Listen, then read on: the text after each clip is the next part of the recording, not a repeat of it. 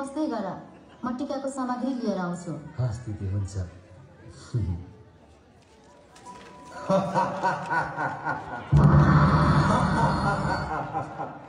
हे मनुष्य, तिम्रो आयु समाप्त भइसकेको छ। तिमीलाई लिन म स्वयं यमराज आएको छु। अब म यही यमवासाले तिम्रो प्राण हनन गर्नेछु। मेरो बिन्ती छ प्रभु, आज भाइटिकाको दिन मेरो भाइको प्राण हरण नगर्नुहोस् प्रभु। असम्भव। तिमीले पनि हामीलाई देखिरहेछौ? देखिरहेछु प्रभु, त्यसैले त मेरो बिन्ती स्वीकार गर्नुहोस्। जन्म र मृत्यु प्रकृतिको नियम हो। यो नियमको विपरीत कोही पनि जान सक्दैन। आज यमपञ्चकको 5औं दिन अर्थात् भाइटिकाको दिन। यस विशेष दिनमा परपूर्व कालदेखि नै दिदी बहिनी मिली प्रभु यमराजको पूजा गरी यमराजलाई प्रसन्न बनाए। भाइको निधारमा सप्तरङ्गी टीका, गलामा माला लगाई भाइलाई भोजन गराउने चलन छ प्रभु। ल ठिक छ, तिम्रो भाइलाई टीका लगाउँछिन्, म यही प्रतीक्षा गर्नेछु। धन्यवाद छ प्रभु, हजुरको जय होस्। हजुर आसन ग्रहण गरी बक्सोस् प्रभु।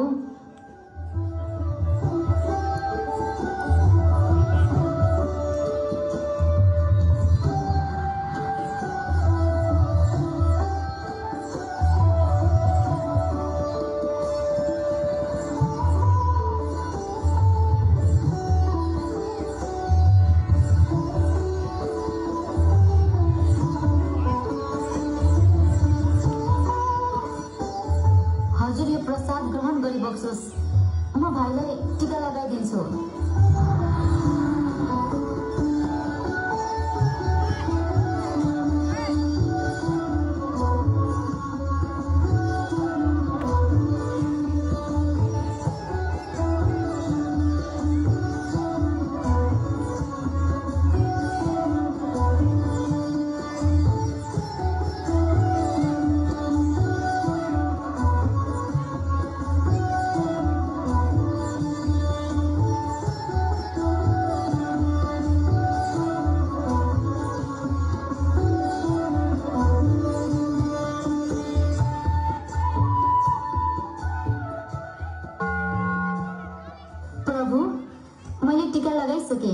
अब हजुरको जो आज्ञा।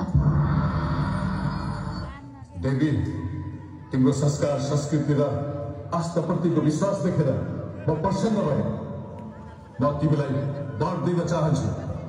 माग्न देवी, तिमी के चाहन्छौ? यो मेरो वचन भयो।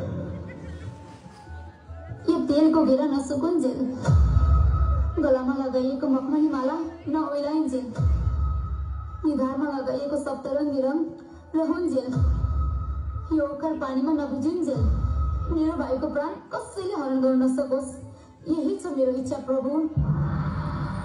तथास्तु देवी, तिम्रो इच्छा पूर्ण हुनेछ।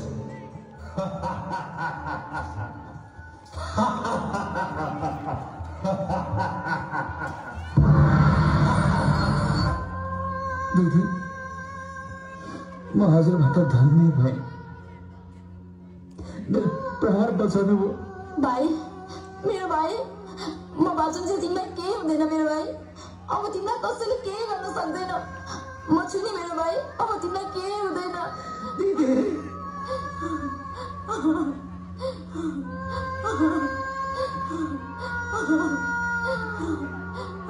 हजुर जस्तो दिदी सबैलाई मिलोस्, सबैलाई मिलोस् दिदी।